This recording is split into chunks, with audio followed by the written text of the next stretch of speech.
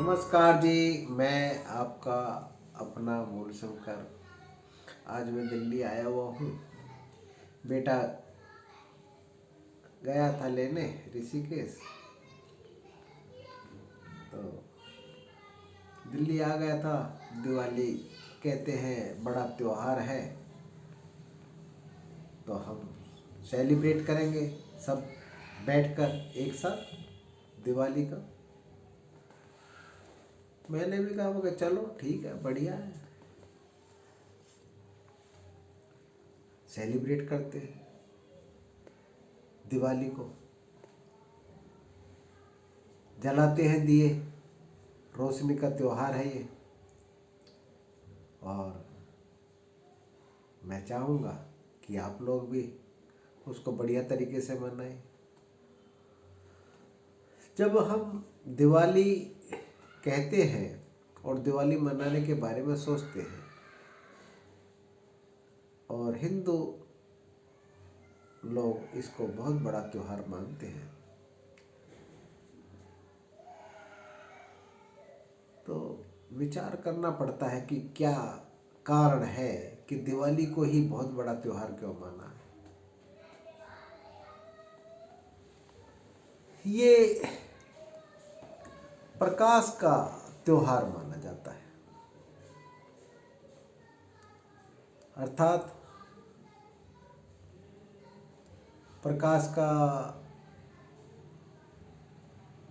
त्योहार। इसमें छोटे छोटे दिए महत्वपूर्ण हैं, वो जलाए जाते हैं, जैसे कि आपको मालूम है।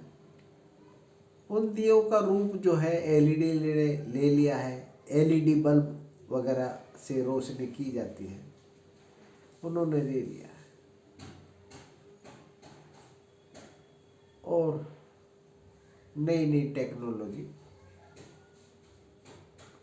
उस प्रकाश में ज्वाइंट हो गई है, सम्मिलित हो गई है, और अपनी अहमियत उन्होंने बढ़ाई है। मैं चाहूँगा इस पर कुछ हम भी प्रकाश डालें और विचार करें कि वह प्रकाश एक्चुअल में होना क्या, वह प्रकाश असल में होना क्या चाहिए और होता क्या जा रहा है।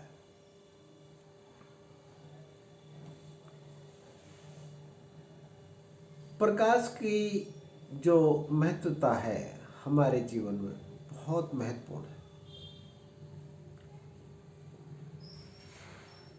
महत्वपूर्ण इसलिए हो जाती है कि शरीर में सबसे महत्वपूर्ण जो अंग है वो मस्तिष्क है, और मस्तिष्क का जो लगाव है वो प्रकाश के प्रति बहुत ज़्यादा है।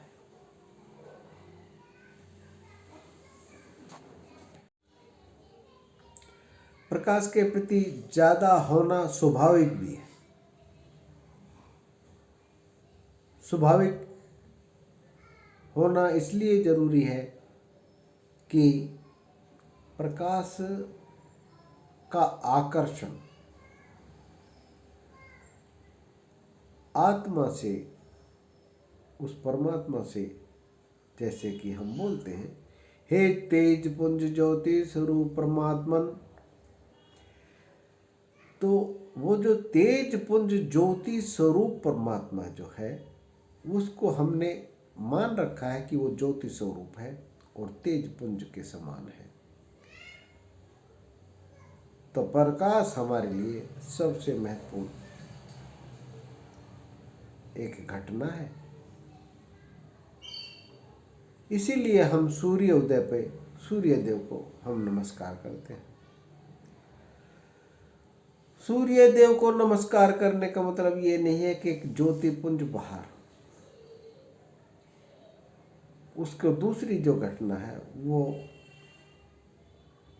जब हम सूर्य देव का ध्यान करते हैं तो एक घटना हमारे शरीर के अंदर भी घटती है। शरीर के अंदर घटने से यह शरीर और बुद्धि रूपांतरण होना शुरू हो जाती है।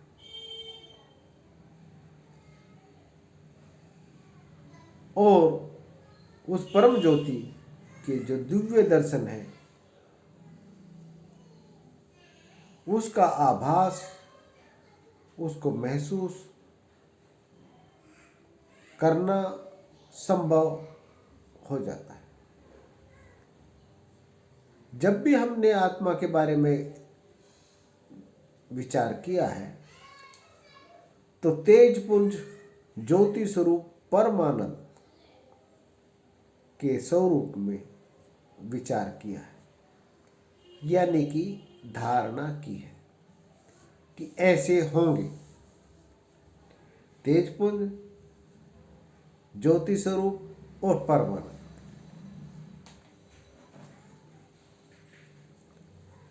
ऐसा होना इसलिए संभव है कि जहां तक भी हमारे वेद शास्त्रों में भी कहा गया है कि वो ज्योति स्वरूप परमानंद है,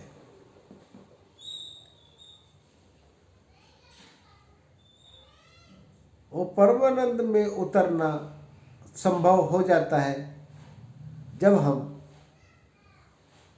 ज्योति के स्वरूप में उस प्रकाश पुंज को देखते हैं और आभास करते हैं कि हम वही हैं।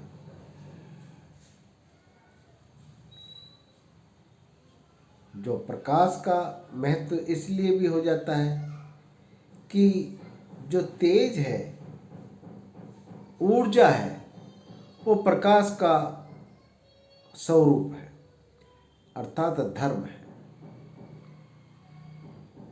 इसलिए हम ज्योति के प्रति हमारा लगाव रहा है। और लगाव होना इसलिए भी बहुत ज़्यादा महत्वपूर्ण हो जाता है कि ये हमने अपने परंपराओं में भी शामिल कर लिया है और त्योहार के रूप में हम मनाने लग गए। जितनी भी परंपराएं हमें हमारे आत्म स्वरूप में उतरने पे मजबूर करती हैं या दिखाती हैं, वो हम त्योहार के रूप में मनाने लगते हैं या जीवन में किसी न किसी रूप में धारण कर लेते हैं। उस ज्योति का हम अपने स्वरूप में ध्यान करना संभव तब और ज़्यादा हो जाता है कि जब हम आस्था से और श्रद्धा से जुड़ जाते हैं। और यह जानकर भी आप लोगों को अचंभा लगेगा कि अनजाने में जानबूझकर जो भी हम दिवाली के टाइम में हमारी पूजा पद्धति जो रही है वो त्योहार के बड़े विस्तार रूप में इसलिए रही है कि हम उसको श्रद्धा से मना सके। अब जैसे बोला कि दिवाली लक्ष्मी का त्योहार है और प्रकाश का त्योहार है, तो प्रकाश कहाँ हुआ? अपने ही अंदर, अपने ही स्वरूप में। अंदर कहाँ पे? हृदय में नहीं, भ्रिकुटी में। भ्रिकुटी में ध्यान करते हैं जब, तो प्रकाश पुंज का आभास होता है, अर्थात भगवान शिव के तीसरे नेत्र का। और वहाँ पर प्रकाश पुंज का जो जब ध्यान करते हैं तो आपको मैं इस बात को भी बताना अपना धर्म समझता हूँ, अपना कर्तव्य समझता हूँ कि वहाँ पर कमल के समान हमारा मस्तिष्क खिलने लगता है। जहाँ पर भी हम ध्यान करेंगे वह स्थान गर्म होना स्वाभाविक हो जाता है और बीज का पनपना भी स्वाभाविक हो जाता है, अर्थात हमारा मस्तिष्क खुलना शुरू हो जाता है कमल के समान। और लक्ष्मी जी जो है उनका जो स्थान है वो कमल के का स्थान है। जी हाँ, कमल का स्थान है। और दिवाली के दिन लक्ष्मी जी प्रकट होती है, अर्थात प्रकाश से प्रभावित होकर लक्ष्मी जी प्रकट होती है। अर्थात यहाँ पे ध्यान करने से हम प्रकाश पुंज के स्वरूप का ध्यान करते हैं और फिर ये कमल की तरीके से मस्तिष्क खुलने लग जाता है और लक्ष्मी जी की यात्रा संभव हो जाती है।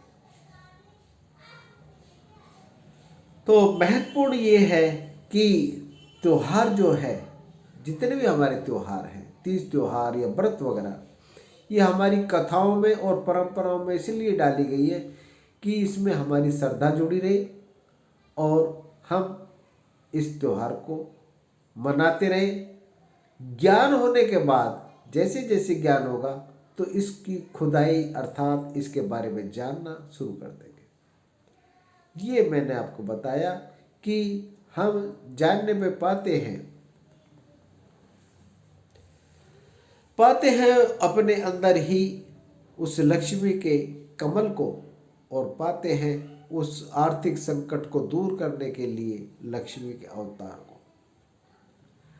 तो ये जो दिवाली का त्यौहार है एक्चुअली लक्ष्मी पूजन के हिसाब से मनाया जाता है। और लक्ष्मी पूजन जब ही हो सकता है जब हम प्रकाश पुंज को स्वीकार करें, और प्रकाश पुंज होने के बाद उसका ध्यान करने के बाद मस्तिष्क की एक एक कलियाँ, हमारी पंखुड़ियाँ खुलना शुरू हो जाती है।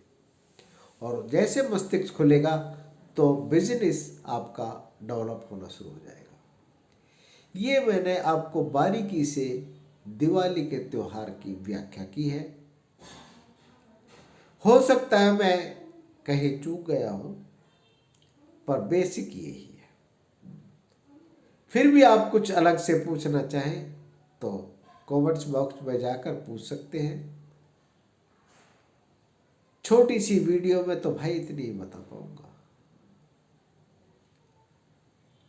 आज के लिए बस इतने ही। नमस्कार। आप मेरा नमस्कार स्वीकार करें। अगली वीडियो में फिर से मिलता हूँ। और कुछ और पूछना हो तो कमेंट्स बॉक्स में जाकर पूछ सकते हैं।